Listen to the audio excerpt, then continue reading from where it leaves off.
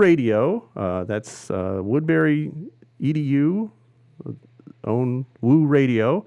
And this is our special live from London episode with story artist, layout artist, 2D character animator, effects animator, and concept artists. Please welcome the very talented Aya Suzuki. Here she is. Hello, everybody. Hello from London. Yeah. Hello from London. All right. So it's 9 p.m. over here, and then it's just about lunch over on that side. We're at 2:11 right now. So okay then. And we're getting people from Costa Rica. There's people. I'll just go through. It's exciting. Canada is popping up. So, Italy. Oh my God, India. Oh, there's so many people popping up. Wow. Great. You have a lot of fans, Aya. I'm not sure if they're fans, but I'm really grateful that they're tuning in. This is brilliant. Yeah, I love the fact that there's a lot of people abroad, basically. Tuning in. That's fantastic. Yeah. Anyway, this will be broadcast later, probably actually, you're calling from the future. You're at 9 p.m. there.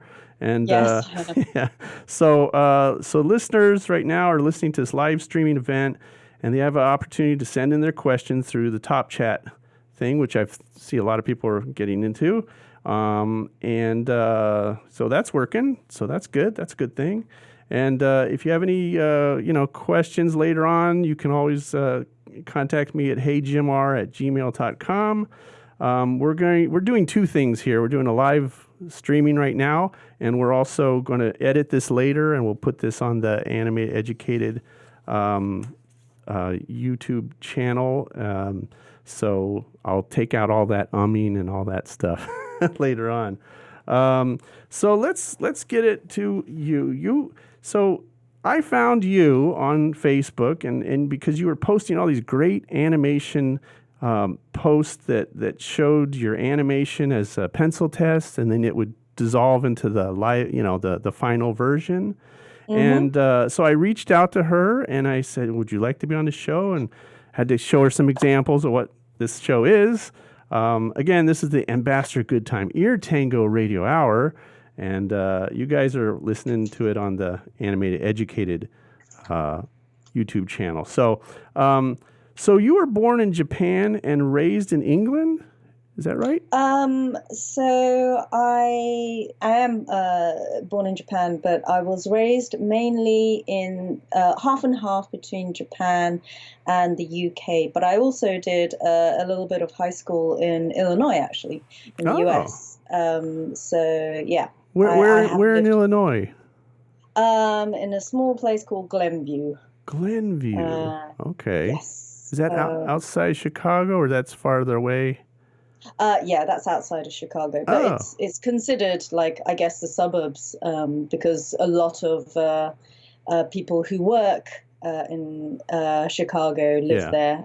It's a quiet area, so a lot of family would be based there. Yeah. Okay. Yeah, I kind of went to school there at Columbia College. Really? Yeah, Columbia College in Chicago. And I lived at Clark and Division and a bunch of places like that. So I kind of know the area I think you're talking about. So when was the first time that you discovered that there was something called animation? Do you remember that? I was so young, to be honest. I don't really recall. It's just that sporadic memories I do have. So when I was a child living in the UK, I think the UK, especially, we have a private channel called Channel 4. Oh, yes. At some point, they were showing quite a lot of experimental animated shorts. And so I used to watch them, but they weren't really, childish cartoons that they were showing. They were showing, I recall watching Yuri Norstein stuff. It's a Russian director who did Hedgehog in the Fog and stuff like that. And very artistically beautiful pieces, very charming. And also, uh, in the UK at that time, there was a lot of animation production happening as well. So Watership Down had quite an Oh, impact on me. yeah, that Um, was a great movie. I remember seeing that as a yeah, kid. We didn't know what it was here. We thought it was about, bunny rabbits and it'd be yeah, a cute fun, little yeah, rabbits. singing songs and, adventures and things. And then we saw blood. Yeah, And, one by one they started suffering and dying. yeah. But I just remember I was never traumatized. I was always, it got me emotional, Oh, yeah, that was a but great movie. that was what it was intending to do at the end of the day. So I kind of recall those moments, and I just remember them throughout my life. I forgot the titles, and then when I went into studying animation, I kind of rediscovered them again and found out who the directors and creators were. But anyway, so that was my experience in the UK. And then I was a child who couldn't speak Japanese very well Hmm. because at a young age, I moved to the UK, and my Japanese, I mean, as a young child, you don't differentiate languages that much. It's all muddled up, isn't it? And that Mm-hmm. was when I was like, 4 or 5 or so. And whenever my we used to go back as a family back to Japan once a year because grandparents or cousins were there. But then what happened was that I'd be sitting with family and friends, and the family will be, well, what do we do with this kid who can't quite speak Japanese? Mm. So they would just slap on a VHS at that time, and it would be a Miyazaki film. Mm. And then I just sit down and watch it, and then they don't have to deal with the difficulties of not being able to communicate with me. So that was my introduction to Totoro and Kiki. And the funny thing is, even though I wasn't very my language, my Japanese was very weak, I still completely understood it and was totally absorbed with it. So that was my introduction to Miyazaki's, the Japanese side. Mm-hmm. Yeah, so that was that's how I remember animation as a child. And my introduction to Disney was like that. I remember very strongly is going to see Fantasia. I think my parents took me to the cinema because they Mm. used to Fantasia quite a lot at the cinema, and then I remember going to see that and that having a huge impact on me. Mm-hmm. Okay. So yeah. Yeah, I'm trying to put a photo of you up here.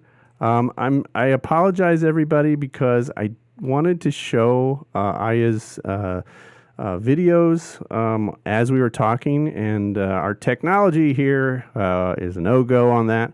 But if you go to animatededucated.blogspot.com, I have all her films, and you can also go to her blogspot, which is your name, your entire name, Yes. just one Yeah. one long name there, Aya Suzuki at blogspot.com, and she's got all Yeah. her films on there, and it's really really interesting to watch.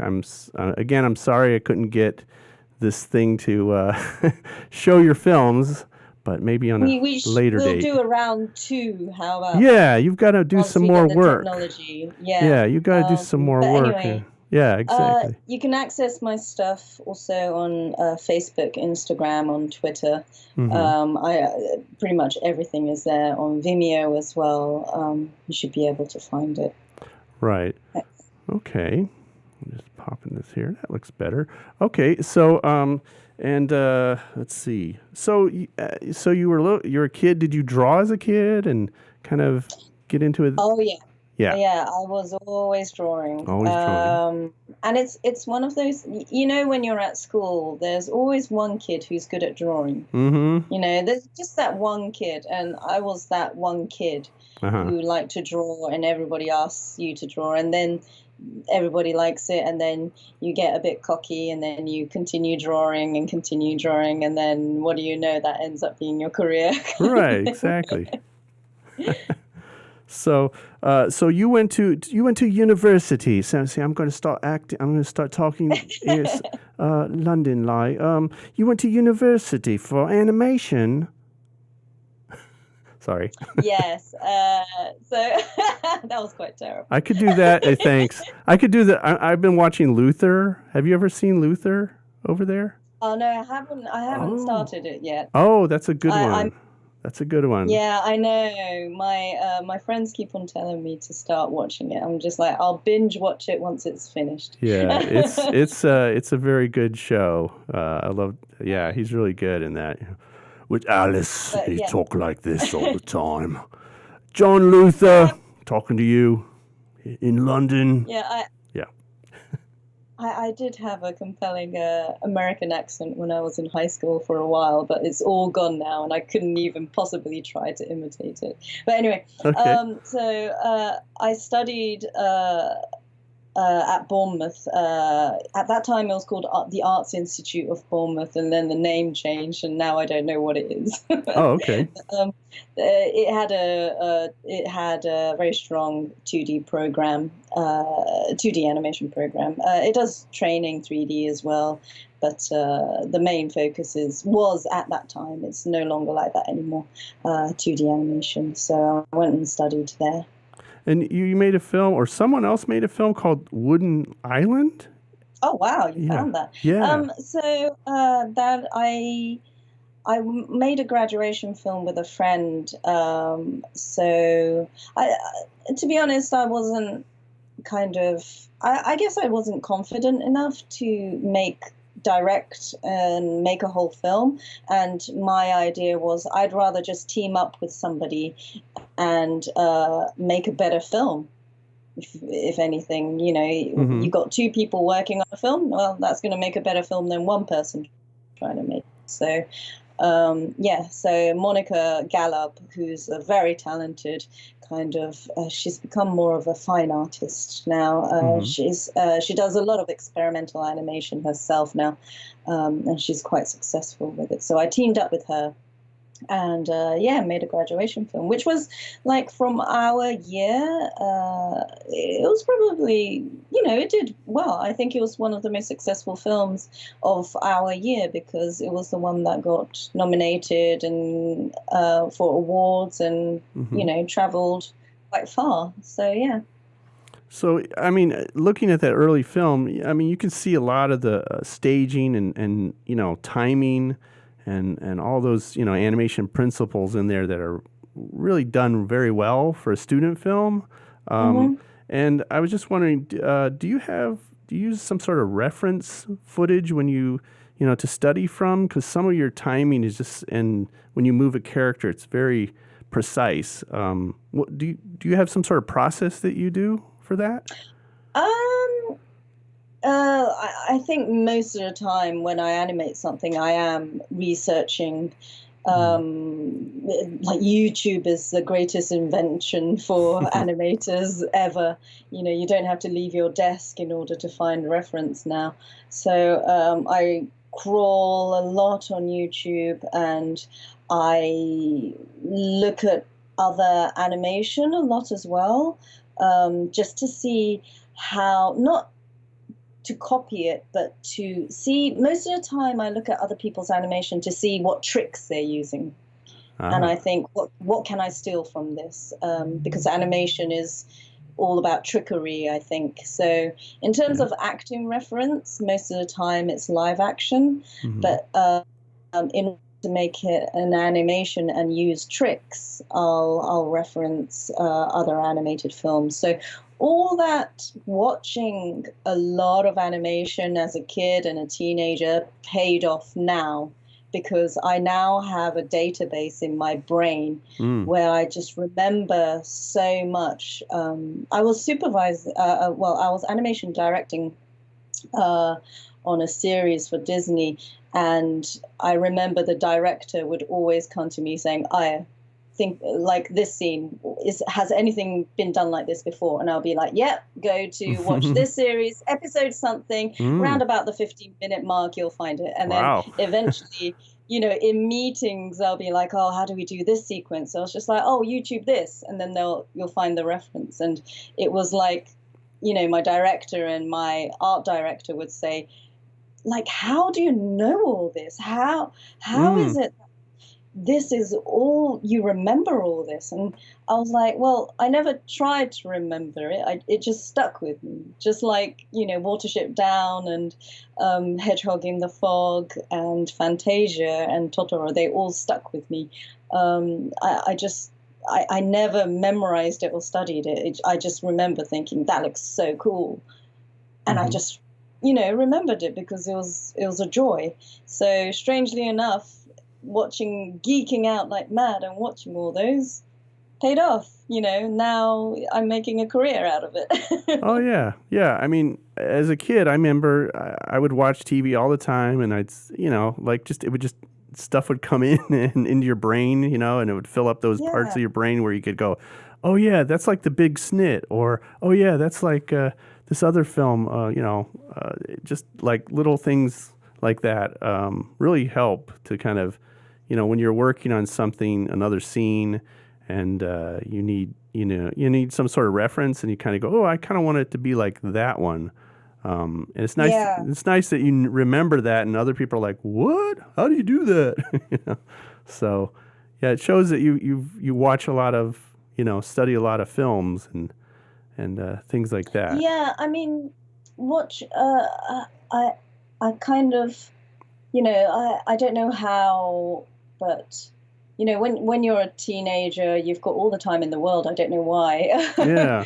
The days seem longer, so I used to watch so much. So I don't watch as much these days because the life of the the politics of adulthood, let's put it that way, gets in the way, and you end up spending your time thinking you need to do more practical things. But I do still try to watch as much as possible.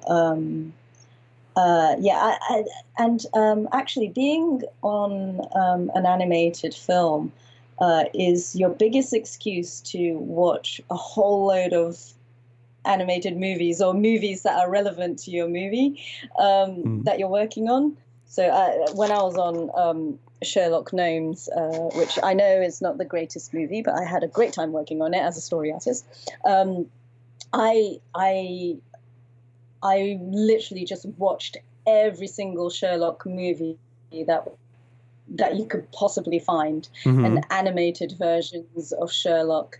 And also, I read all of Conan Doyle's Sherlock books. Wow. And yeah, you can also find Conan Doyle's notes that like ideas that never actually got into he never actually got to write. So being on a movie sometimes is the greatest excuse to dig in even more and watch more animated films or live action films and Right. read more books, Yeah. strangely enough. Yeah. Okay. So, what was your first animation job that you got out of school So or university? straight out of school, I went to work on The Illusionist Oh, for Sylvain Chomet. So that okay. was my first job. And so I spent 2 years more or less storyboarding. We also did some animation tests during that time, and character designs and so on. And then yeah, I ended up on that film for 4 years. Oh, wow. Um, Yeah. Yes. So I actually got the job before I finished Wooden Island, my graduation film. Mm-hmm. Um, and I remember whilst I was a student, I was asked to do a test for The Illusionist. And if you watch my graduation film, the animation is pretty, tight. Mm-hmm. It's very slow, so there was a lot of drawing accurate angles and lines, and that kind of, ended up prepping me, strangely enough, for that animation test for The Illusionist. And I just had such a steady line and ability to sort of and accuracy that, the director, Sylvain, he just said, yep, you're fine. You can come on board this film. You know. Yeah. So, yeah. Okay. Now I'm just going to read off some of the, since I can't show anything, any of your films.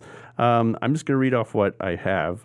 You worked on Illusionist. You worked on The Dreaming Machine, which was Yeah. somewhere 2000 some 11 maybe, I don't know, something or other. You worked on Wolf Children. You worked on something called Myria. Is it Mirai. Mirai? So that's yeah, Yeah. that's a kind of four films Hmm. as one, and I worked on one film which was called Death Billiards, Right. uh, which eventually made it into a TV series called Death Parade. Oh, okay. And then if you go to uh, Aya's site or Animation Educated, you'll see I put that up there as well.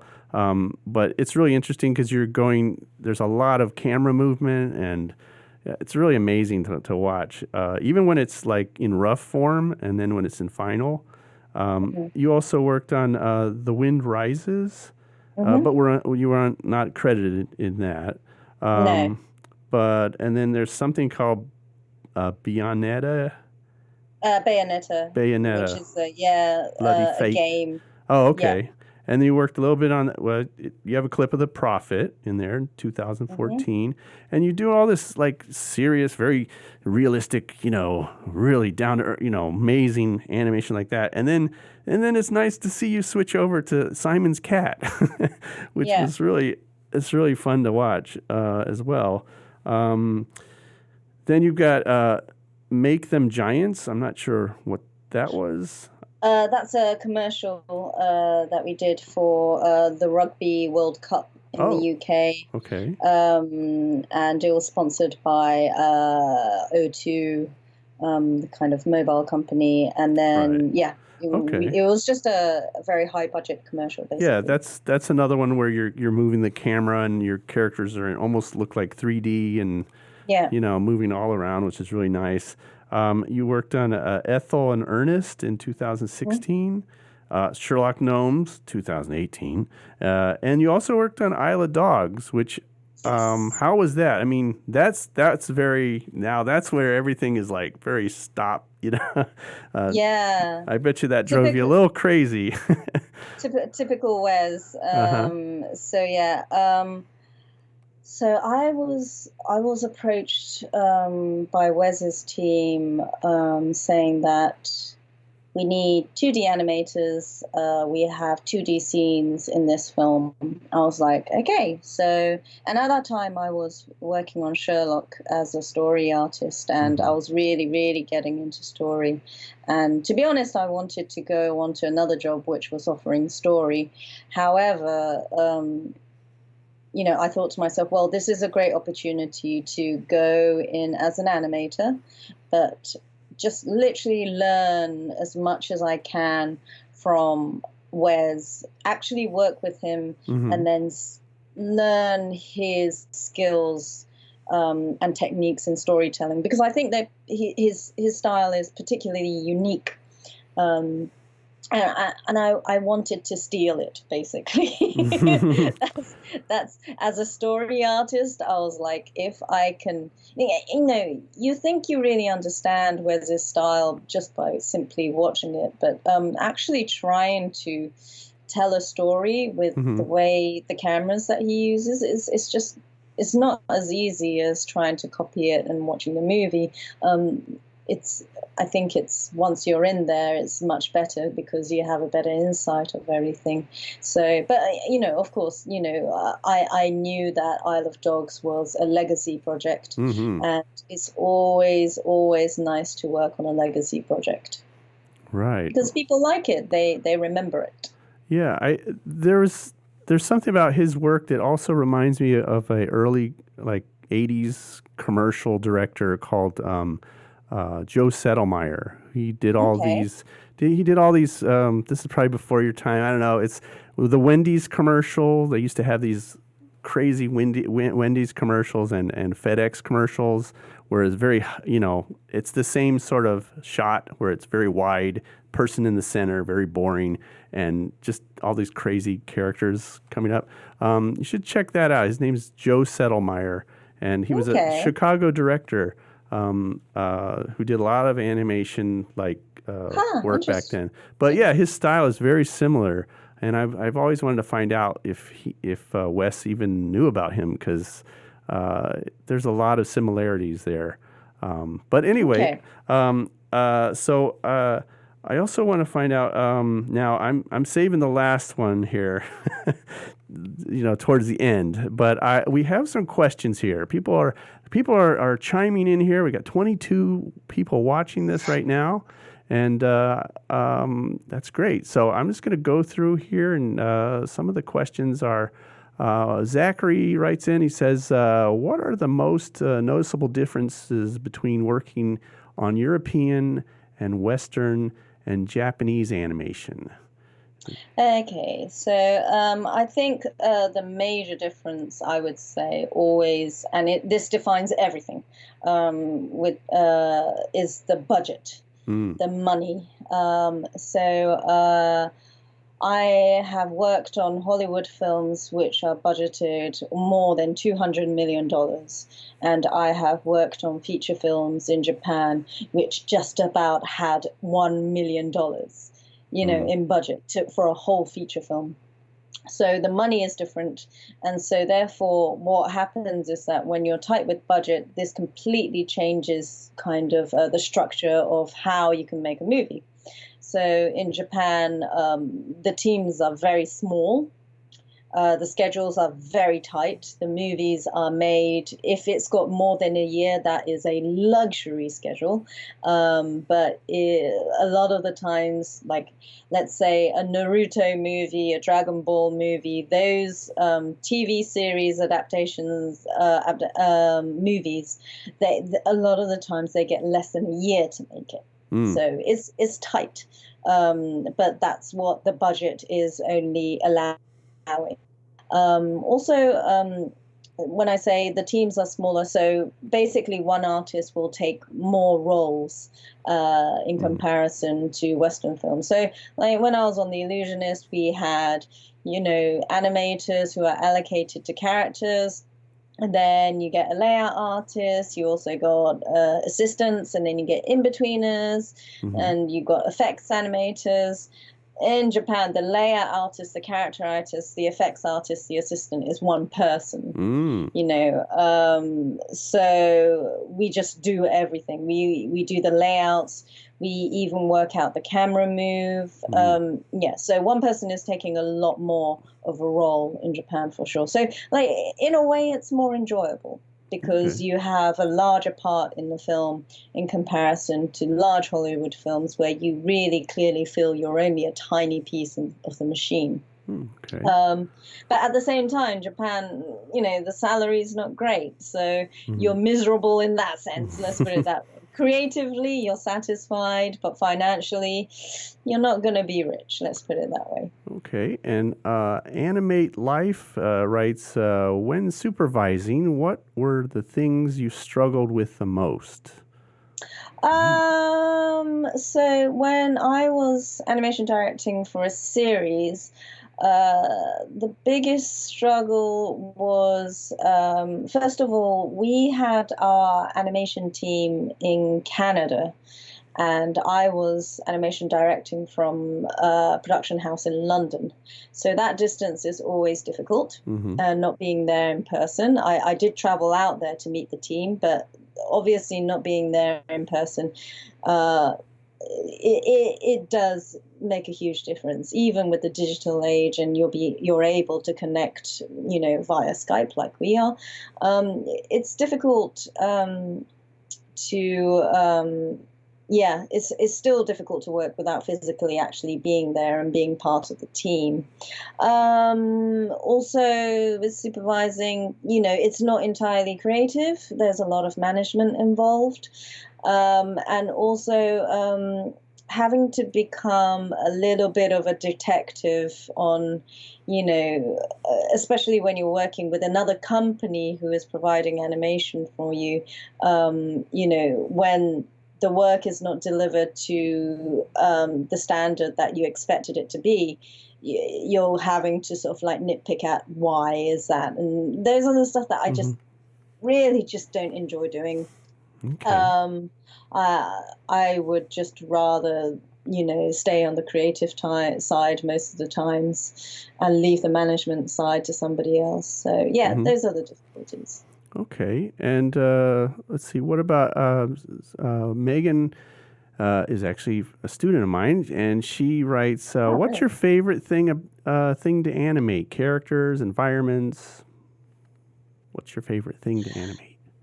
Um, I don't have a particular action that I like, but I do like to do sequences which deliver an emotion or an impact. So, if I'm, animating a scene which is just a character walking from A to B just to, make sure that the viewer isn't lost, then I'm a bit bored.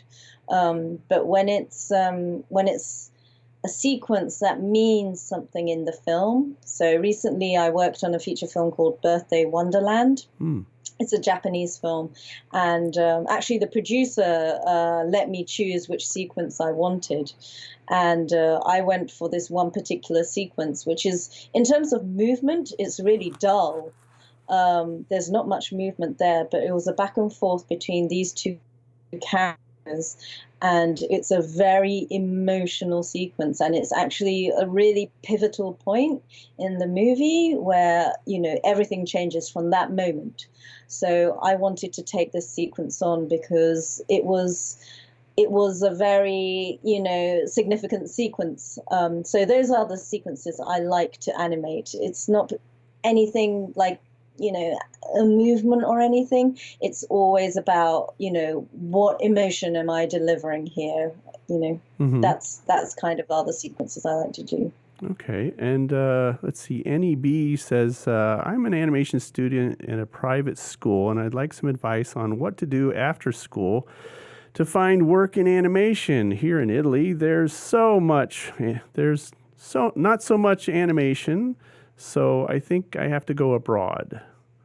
So, Okay. so um I can read a few more. There's a lot of like things like the similar questions. This one is from Elena, and she writes, "When you were studying animation, did you struggle getting subtle animation done? Do you feel like you were overacting shots sometimes?" So I guess those are two different questions. yeah. But You're gonna have to remind me on those because yeah, I'm gonna forget whilst I but answer. basically, But I think, yeah, yeah, there's a lot of portfolio maybe questions as well. How do I put together a portfolio and sure. everything like that? So in general, I'm not. God, I can How about tell this? you. I'll just say, like, do you have any advice for animation students? There we go. Okay, so yeah, that's a good way of putting it. So I get a lot of questions. Uh, so all I can do is share what I did and what worked for me. It's not going to work for everybody. My biggest advice actually would continue asking that question to animation professionals that you come across every time, and then you'll probably get a different answer every time. And take what works for you, because it just totally depends on the individual. Um, my So the way that I worked was, I was when I was a student. I think any student can relate to this.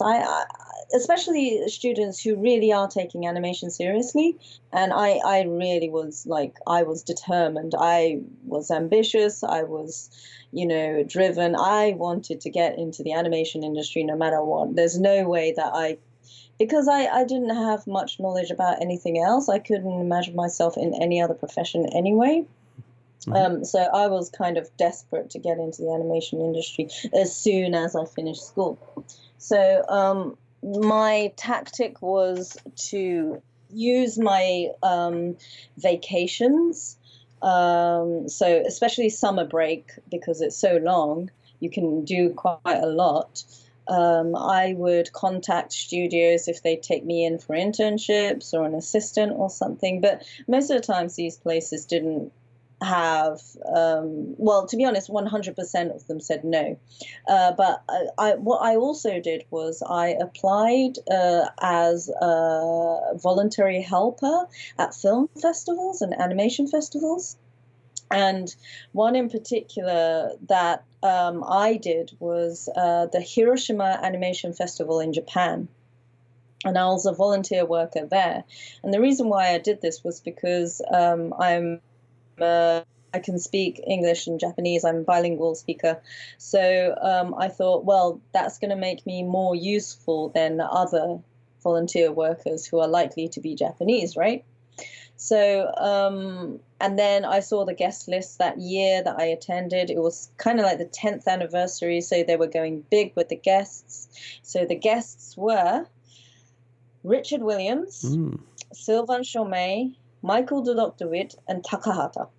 So these were four golden names in the animation industry. And I flew out there because I was studying in the UK. I flew out there and, I decided to work for this festival. I had to work for free, of course, but when you're a volunteer worker, there is some sort of financial aid. So I think they gave me a little bit of money for my accommodation and transport.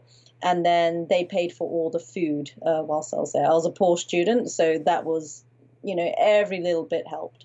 And so I was, when I arrived there, when you get to meet all the other workers, volunteer workers, and as well as the festival runners, I introduced myself as I'm at university studying animation, and the workers there were very helpful. They said, "Well, this is a fantastic opportunity for you." So I was the actual personal interpreter for Dick Williams, Sylvain Chomet, and Michael Dudok-de-Witt. Oh, great.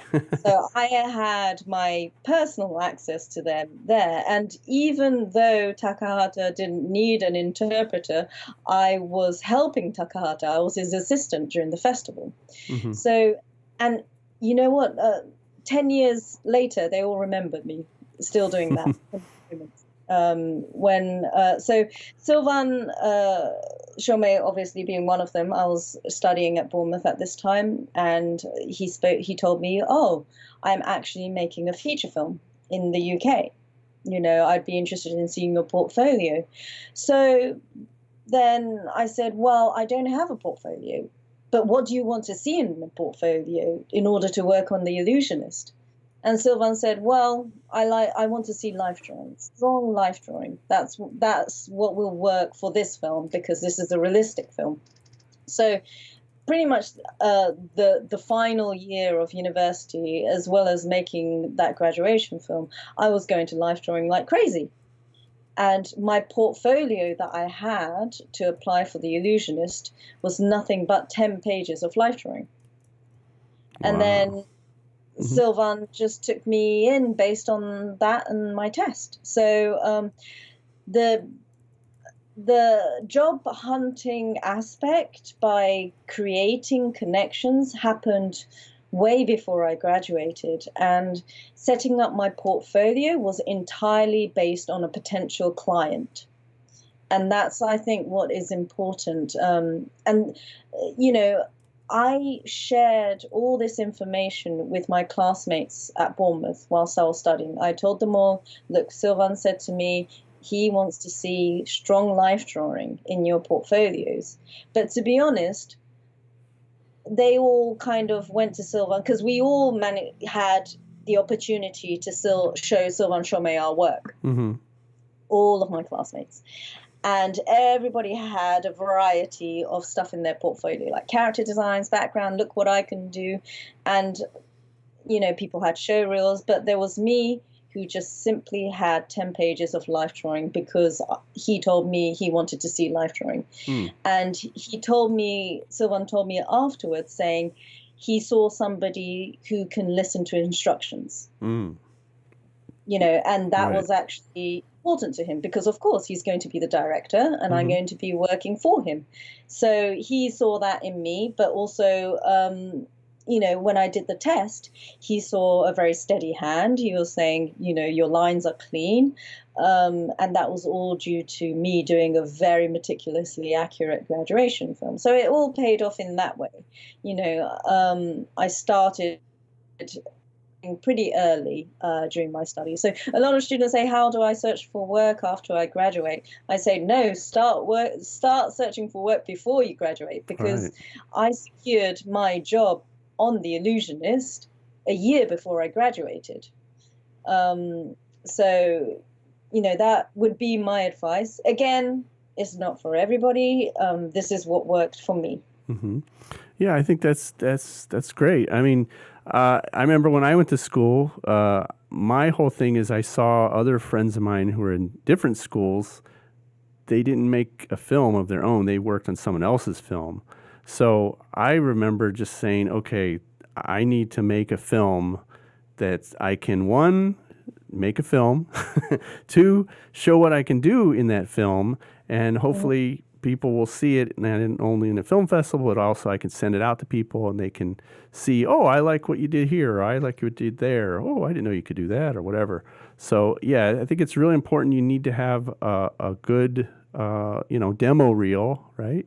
I mean, to show Mhm. what you're capable of, and like you said, I mean, you showed him drawing, and you also showed him that you can listen to what he's saying, and that's very important. You don't want someone who's really good at drawing, and then they do what they want, you know. Yeah, I mean, So that's character is so important. Like, for yeah, instance, a lot of people say, how do I continue working, especially in 2D animation, right, when there's not many projects in 2D. How do you continue working? Have you gained other skills and stuff like that? I was like, no, I haven't. Like, my skill from beginning until now, it's still hand drawn.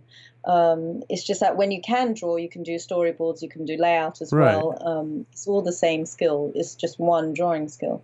But I say to people, ever since, let's say, I think ever since The Dreaming Machine, so ever since my second job, I haven't applied for a job. mm. The work has come to me. The reason being that I get recommended by friends, Oh, that's great. Yeah, and I also recommend my friends, and that's how the industry works. And I find that studios are very reluctant to, or very hesitant to just openly recruit and take in whoever is just simply skilled. Of course, the skill is important, but the reason why I think, I am able to work is just that I think I am capable of just listening to, what my supervisors, directors say, and do what's required. Because right. it's not about showing off what you can do. It's about delivering the work that is required of you. So yeah, I think that's kind of important. A lot of people are focused on, you have to be the best artist in the world. That's not the case, because I am not. There are plenty of animators who are easily better than me, plenty of layout artists, story artists who are easily better than me, but that's not the point. Right, right. If everybody on a Tim Burton film has the personality of Tim Burton, or if everybody with the personality of Miyazaki was working for Miyazaki, it just wouldn't work. The reason why there are in positions they are is because they are, the exceptional genius. Hmm. But not everybody is going to be that, and that's perfectly fine, because in order for a film to be made, it needs a team. It's a team effort. And so if you're thinking, getting into this industry is a one-man show of showing off how great you are, it's probably not, where you want to be, because you really need to be a team player in this industry. Right. And that's where, yeah, because there are a lot of times, I don't know. I mean, I've been in crunch time where you're working, weekends till like 2 in the morning sometimes on a Mm. project trying to get it done. And yeah, it's good to have people around you that are all, get along. You can count on this person to do this or that. and they can count on you, And Mm. yeah, I see that a lot where people will, the person that has a job at a studio gets sick or has to leave or whatever, and then there's someone there at the studio that kind of says, "Hey, I have a friend that could do this," and then that person comes in and they're tried out, and the next thing you know, they're working at the studio. Um, Yeah. so yeah, I find it's real interesting because now I tell my students, a lot of them are like, oh, I want to be a 2D. I want to draw. I want to do this. I want to be like the nine old men. I want to like smoke cigarettes and have a train in the backyard and things like. And I go, no, we live in a 3D world now, and unfortunately But the nice thing about 2D, if you learn it the way you have, you can apply all that stuff to the computer. It's just you have to learn like the buttons and what does Yeah. what on the computer, which does take a lot more time to do. I But mean, this is a subject that I'm pretty sort of like strongly passionate about.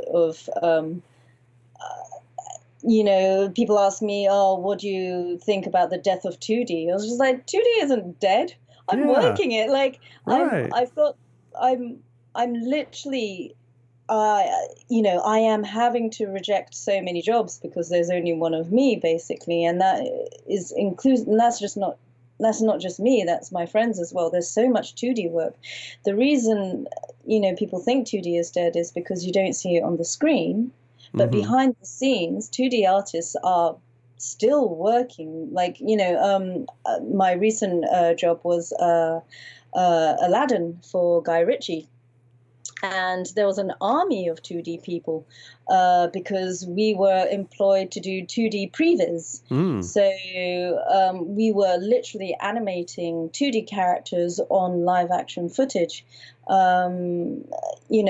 to show what the film could potentially look like. So, I 2D is still very much kicking and alive and still very, very is still going strong. So, Mm-hmm. just because you don't see it on screen, it doesn't mean it's not there. That's right. And I love 2D. I mean, I grew up with it. I ate it for breakfast. All that stuff. But yeah, I say that the same thing. I mean, stop motion at one point. People thought claymation. I worked at Wilvitten Studios in Portland when they did all the claymation stuff, and I came in as a 3D animator working on the M&M commercials, and all those guys were like, "Oh, I guess that's the end of us," Mm. you guys are going to take over, and that's the end of us. But stop motion is still around. Clay animation is still happening. Yeah. 2D, and that's the nice thing about 2D is when you do see good 2D or interesting looking 2D animation, you can see the person kind of the life force, or however you describe that. It's not, it just seems like all 3D now is all starting to look the same to me. It all looking, they have a particular style, and they're just kind of keeping it in that style the whole time. Mm. And I don't I know. mean, the thing is, like, what I find kind of um, a lot of people say, "Oh, do you prefer 2D? Do you prefer 3D? Do you prefer live action?" I'm just like, why? Why are you categorizing it that way? Like, Mm-hmm. why are you putting walls up between these things? And Right. people say, "Oh, but 2D is beautiful and 3D is ugly." I was just like, what? Like, Yeah. have you not seen Oh, Spider-Man, the yeah. recent one? Look Right. how amazing that was. Yeah. And but at the same time, I'm just like, yeah, but is it really 3D or is it 2D or is it something else? Because it's a fusion of skills, and I don't see film at all as like I don't need to sit down and watch a film and go, okay, so this movie is categorized as live action. Now I'm going to watch it, or this is I just don't care, what the label is. Mm-hmm. What's important is this a good movie, in my Mm-hmm. opinion. So it's not about what the label is at all. Who cares about it? Because at the end of the day, in this day and age, it's a fantastic time for film and animation because there are no boundaries anymore. We Mm-hmm. are like I am a 2D person who worked in live action, 3D feature film, stop motion film, as well as 2D films. They are categorized like that, but Mm-hmm. I'm a 2D person in these films, and I just couldn't say that, for instance, I don't think Avatar is anything either. The amount of animation that's into that, I would almost say, well, it's kind of like an animated feature film. But now, in this day and age, I just don't think it matters anymore what degree is. Mm-hmm.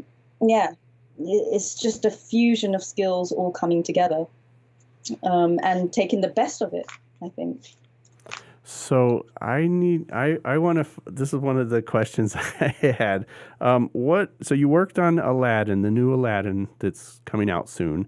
How do you feel about Disney taking all the classics that they've done and turning them into like what they're turning them into? Yeah, the remakes. Yeah. I think, first of all, there's two sides of me.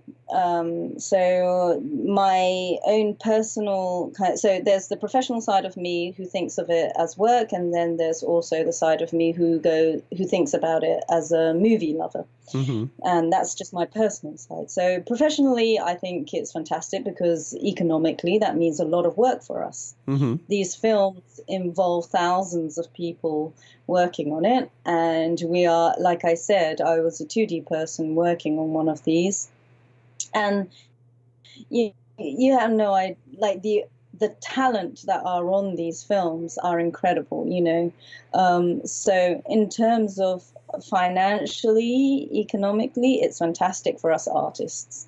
And anybody who says, oh, Disney shouldn't be doing that because it's ruining my childhood, Mm-hmm. I say, well, you know what? It's paying my rent. So, like, my opinion is, I don't care whether or not you think these movies are made. I'm really, really happy Right. that these films exist. Mm-hmm. Because it's my life. It really is my job. Mm-hmm.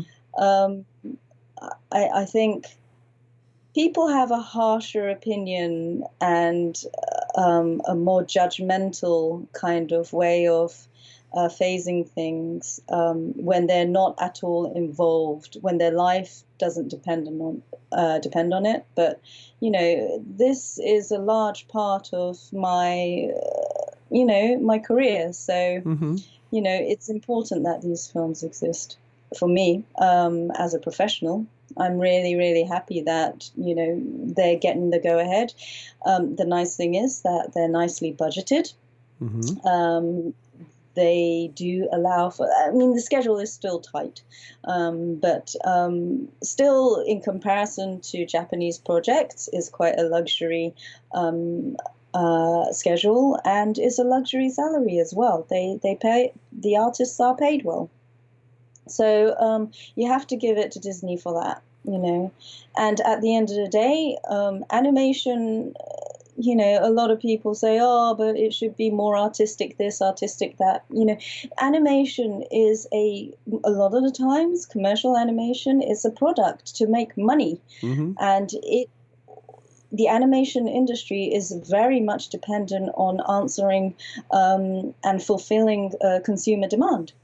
Mm-hmm. So, the whole niche film lover who loves, Wes Anderson and, Miyazaki, you are not the majority. Mm-hmm. The majority wants to see more and more of these Disney remakes because they're fantastic popcorn movies to go watch with your friends and family. So yeah, that's my opinion on them. My movie lover side, I don't really pay attention to them. Let's put it that way. I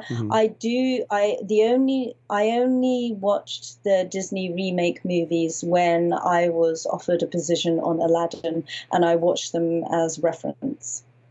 But in reality, if that wasn't the case, I just wouldn't even pay that much attention to them because to me they, but I'm a movie geek, Mm-hmm. you know.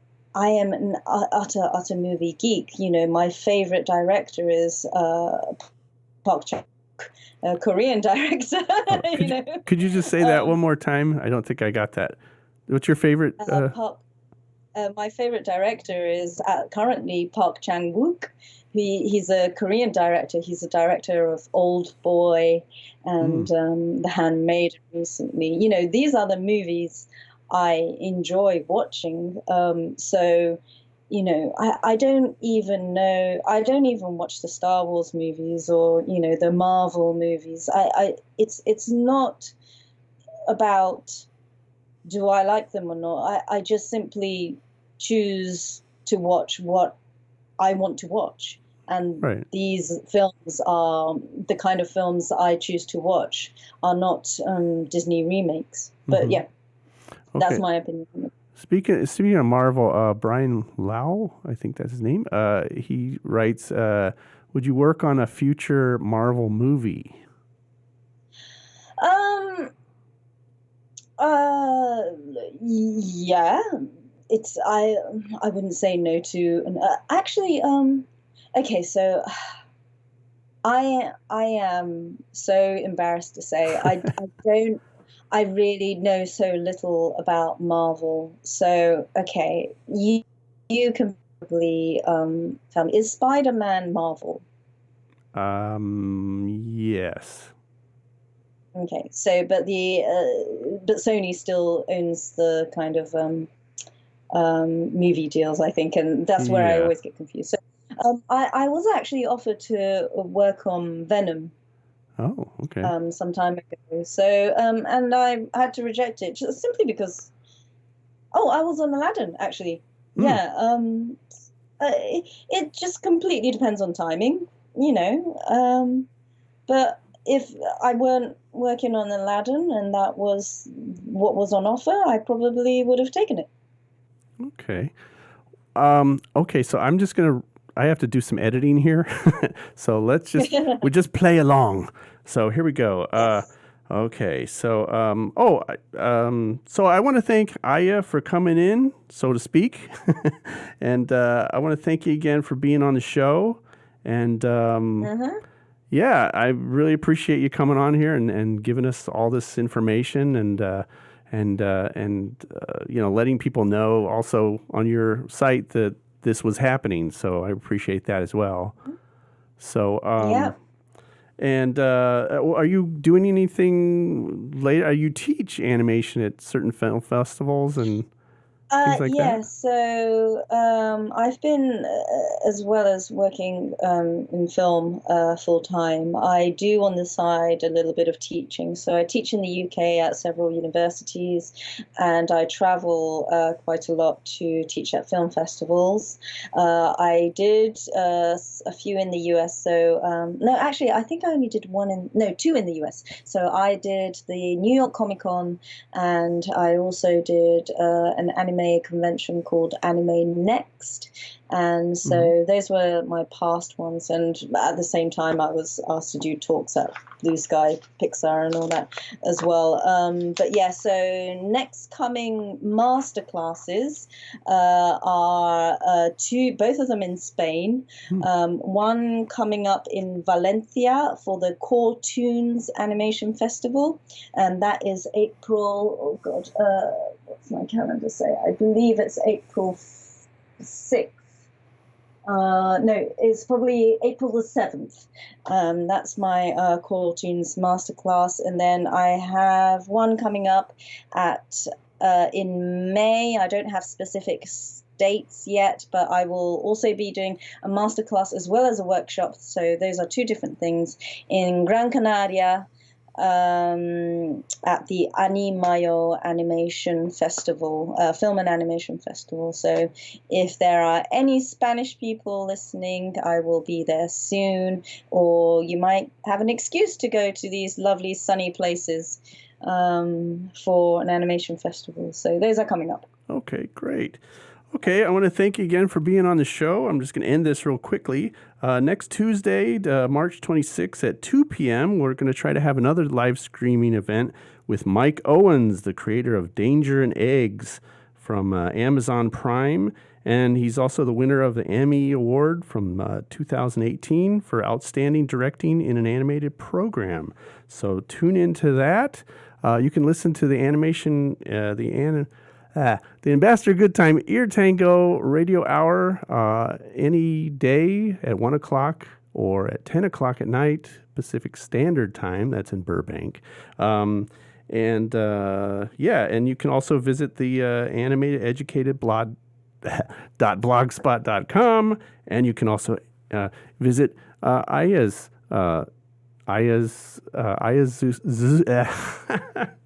this is where editing comes in.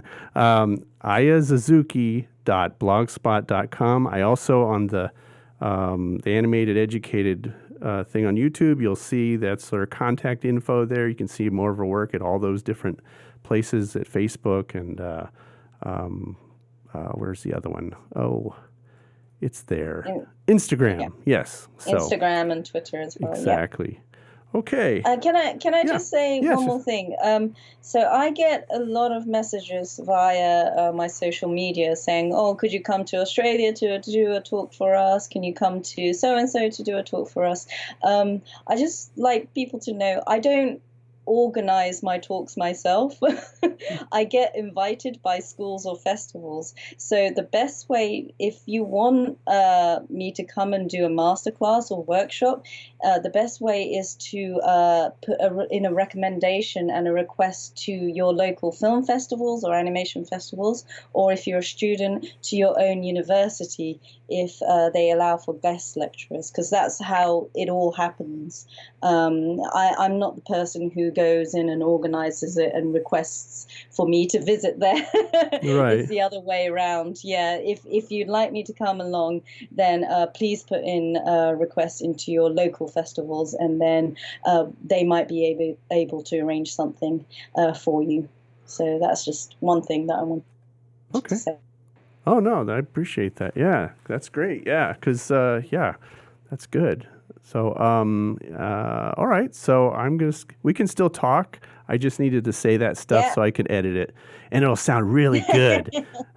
This is just a practice. This is really good because I'm getting lots of people asking questions here. This process is working now. So I'll just read a couple more here. Joseph Casey says, I found after watching Wolf Children, new favorite movie. How was it to work on that movie and working on with the director, I guess? Hosoda. Yes. Yeah. Yes. Hosoda, he's fantastic to work with. I'm still in touch with studio members there.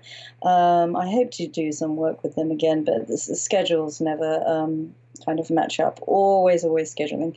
Mm-hmm. But yeah, Hosoda is fantastic to work for. He's a guy who really, really has worked himself from the lowest of the low. I mean, this guy started just so, I really don't think anybody expected him to rise so much. And he's humble about it. He doesn't forget where he's come from. And that's fantastic because he's a superstar now in Japan. He's a celebrity. But, I remember, when Wolf Children came out, his fame exploded again. He was already well known in Japan. But when I left Japan, I had a small leaving due, and to my surprise, he made an appearance. And with a very big bunch of flowers, which was really I almost cried. Aww. And we were all shocked to see him there, saying, "Oh my God, but you're so busy, you've become international superstar now." And he's like, "Yeah, but I enjoy my time spending with my animators more than anybody." Oh, that's great. This is where I can be the real me. That was a real, and we all had a drink together, and he was so just yeah, just so humble. So, and I still think I'm sure he's still the same as always. So yeah, lovely to work with. Oh, that's nice. Yeah, I when you were mentioned Richard Williams, I met him when he came to Portland to our studio, and Oh, nice. most of the people there didn't know 2D. They're all 3D or stop motion guys, and so I was like taking him around, and he's like, "Hey, am I doing okay? Are they getting it?" You know, and he Yeah. gave his master class there, and it was so funny because he drew on a dry erase marker. First, he drew it, do all these notes using a Sharpie, and Oh, and and then he went to erase it, and he was like, "Oh no, oh dear, oh no, it's not oh working." So then they rotated the thing over, and some guy was on the other side, like trying to wipe it off, and we're like, "You should sell that on eBay. That's gonna be famous someday, you know." So he wrote it in dry erase, but he had a tendency to wipe off, using his hand, and so he would do that, and he'd touch his eyes, yeah. and he kind of start, yeah. So Oh, then what you do, the passing position is here, and he'd do all this stuff, and then finally at the end, he's like, okay, we're gonna go to lunch now, and he had all this like, dry erase marker around his eyes, so he looked like a raccoon. He's like, how's it going? Are they oh. getting it? And I'm like, well, yeah, you should go into the washroom there and wash that off. But it was really That's fun brilliant. because it was a studio wide kind of mandatory thing to go to, and all the Yeah, animators were just in heaven. It was heaven and hell because the heaven yeah, was watching him, and he's going over his master class right there. You could ask questions, all that stuff. And then all the producers and PAs and people that aren't really, don't really deal with animation had to yeah. sit there. No, back then they didn't really have cell phones, so they were all just kind of, oh, this is so boring. Who cares? Who cares how a guy walks and picks up a eraser? Why am I watching this? So it was fun. We were all, animation wise, we were just like, this is great. Yeah, exactly. Yeah. Yeah. Yeah, the dull things that animators like, sometimes we'd geek out about a particular characters, the way their eyelashes moved in secondary animation Oh and how yeah. amazing. And like the average person would just find that going, Right. what? What? Yeah. Yeah. Exactly. Yeah. So, So yeah. well, I want to write. There's a few more here. Could you give any advice? I think I did this one already. Let's see. She wrote a lot of here. Could you? She's first of all, she says you're very inspiring. Thank you. Oh, thank She you. says also, could you give some advice on how to make a portfolio, how to decide to what to include and what not. That sounds pretty big. I don't know if you want to Yeah, short answer. yeah. Yeah. First of all, I think people tend to have too large a portfolio, so keep it small and just keep it concentrated to like the absolute best of your work. Another thing is what I used to do is I would change and alter my portfolio depending on who I'm applying for, That's great. Yeah. because yeah, if you're applying for, if you've got a portfolio full of life drawing and you're applying for a company that makes car games, Right. then that's probably not the right person. Then for that studio, maybe do some sketches of vehicles so that you can prove that you can work as a story artist or conceptual artist there. So yeah, changing your portfolio depending on who you apply for is pretty useful as well.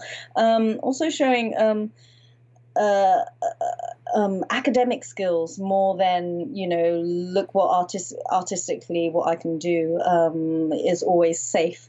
uh, Showing something academic is a little bit more so, like, my life drawing is very boring to look at because it's all about sort of like key poses and I'm not doing anything fancy with it. But for Sylvan it worked because it was academic. It showed that I could draw the human figure. Mm-hmm. So, you know, showing what style you have can be quite dangerous sometimes because most of the time you're probably going to be on a project that already has a set style. So they'll be looking for somebody who can be molded into that style. However, if you don't show that you have one specific style, but a variety of ways, like your ability to adapt, if you can show that off, then that's a bonus as well. So yeah. Yeah, I think also it confuses some studios if you have, like you said, if you have too much stuff, they're like, well, what are you? Do you do this or do you do, I don't get it. You know, Yeah. they kind of just pass, like, I can't think. I just have to look at the next thing real quick. But yeah, Yeah. and that's where I think you also have to have a variety of, you know, like, okay, I'm applying to this place. I know they do that. So I'm going to put all that stuff on there. And then this one's going to be totally different. So yeah. I think that's what you need to do is to show variety and, Yeah. you know, like, okay, if they do this sort of type of animation, then yeah, you want to show that you can do that as Yeah. well. So Mm. yeah, that's always hard. We have this thing, I don't know if you have heard of it. It's called CTN. Have you heard of that? Oh yes, yeah. I've had a few friends attend that actually. Oh, okay. Yeah, it Yeah. happens every November here in Burbank, and it's on its 10th year last year, so it's Oh 11. wow. It's going to 11. Wow. Yeah. So 10 must have been a very good year to attend then. Yes, it was. It was. They really went on. They always go, you know, full throttle on everything. It's. Yeah. Have you ever thought about coming out and visiting that, or? Um, it's just a matter of scheduling. Oh, I know. I But understand. yeah, If you're yeah, interested, I can give you a link to Tina Price. She's the person that runs it. okay, So just, you interesting. know, just keep your options open. You know, just Yeah, I it's mean, it's I know of it, and I know a lot of my friends who do go to it all the ah way from you. But I've never attended myself. I wouldn't know what I would do if I went there. I simply wouldn't know. Oh, well, I mean, if you were there, you'd probably be like one of the guest speakers or something like that. Oh, You brilliant. know, and Really? yeah, I Yeah, think you well, should. I think you should. Yeah. yeah. But well, I would say you've got enough talent there on your shores in order to be able to fill the guest books. But Yeah. okay. Well, it would be, you know, I don't know. It's something to think about. Something to think about. Yeah, yeah, Cause definitely. If they invite me, I'd definitely go. That's for okay. sure. Okay. All right. I'll talk to my people and see what I Ah, can do. brilliant. Thank you Yeah. so much. Yeah, no problem. Um, Yeah. let's see. There's a few more. Thanks for the interview. Blah, blah, blah. Someone, John Joseph says, thanks for the interview. Thank you for sharing your knowledge and making awesome animation. Ah, brilliant. Thank you. So yeah. What do you look for in an apprentice? Hmm. Rainer Inc. says that. Okay. In an apprentice. Well, I'm not sure. An apprentice. I'll be taking on an apprentice anytime. But usually, I work with a lot of assistants. Let's put it that way. Oh, okay. Assistants, and I usually work with the same assistants all the time. I go on a job and then there'll always be a crunch time, and I'll just be like, well, if you want things to speed up, I can recommend assistance so that we can sort of like produce more work in a short period of time. So with my assistants, like just somebody who is able to pick up what I've done and just kind of mimic what is already there and get it to completion. Assistant animators are really, really crucial in Mm-hmm. animation. I think they are an absolutely neglected in terms of spotlight, which is a shame because a good assistant is absolutely compulsory. So yeah, somebody who's easy to work with, always, always, always, and who is a team player. If they have questions, they can just come and ask me. Some people are so scared to ask questions. Yeah. And I could totally understand that because I used to be like that. But there is no such thing as a question which is, you should be afraid of asking. Right. Exactly. And I say to people, if anybody responds in such a sort of like venomous or horrible manner, you know that you don't want to work with this person in the future. And, Right. just be professional about it at that time. But you don't have to recommend this person as a professional to anybody. Right. and you will come out being victorious because you are the person who is an adult and easy to work with and a pleasure to be around. And people like that will always be recommended. So the assistants that I work with, they're the nicest people in the world, and they can pick up my dirty work and still make it look amazing.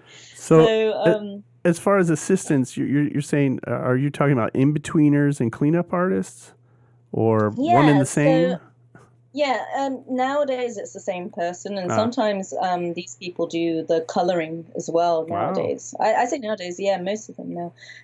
When I am on live action film doing previs, um, a lot of the times everything has to be on ones, on singles, because the live action footage is on singles. And for previs, it's kind of ridiculous to animate everything on ones. Mm-hmm.